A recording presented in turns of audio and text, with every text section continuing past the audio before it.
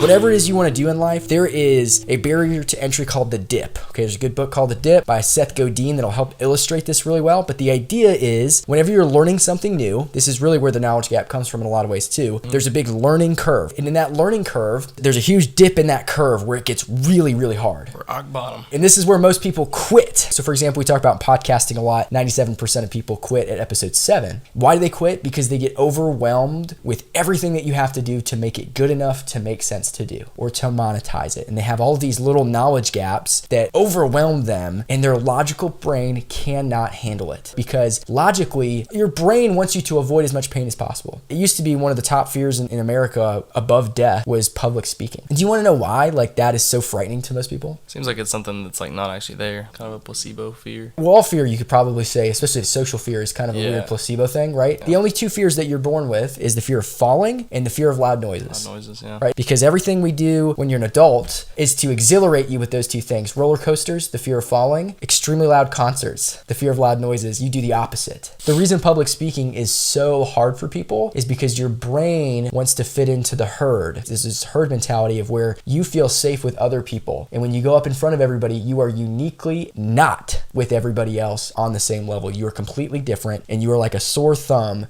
sticking out to everybody. Facing the other direction. Absolutely. Facing against the people. Exactly. And so when you do that, it's really difficult for your brain to be excited about it. So it's fight or flight. And so it wants you to run away really badly because it's not where you should be to basically survive. If you're in the pack, you live, from when we were hunter-gatherer societies, right? That's why that's like so hard to do. Ridicule. Exactly. It's just fear of not fitting in. And that's a huge thing. FOMO comes for that, all that kind of stuff. And so you need your purpose in order to get through that kind of stuff, because if you want to go impact and help people, public speaking is a necessary evil that you're going to have to figure out how to do. And when you do it effectively, you do change people's lives and you inspire them to start stuff. So if you're trying to impact, you've got to go through the pain. You've got to go through these, and your purpose has to be so big that you don't care. You can't care about the naysayers. You can't care about the ridicule. You can't care about the insults. You can't care when you feel like a failure and you don't know what you're doing. You just have to keep pushing forward. And if your why isn't big enough, you're going to stop and you're going to give up, just like our previous episode on talent was. You're going to stop at the edge of your talent instead of developing your mindset to push past that.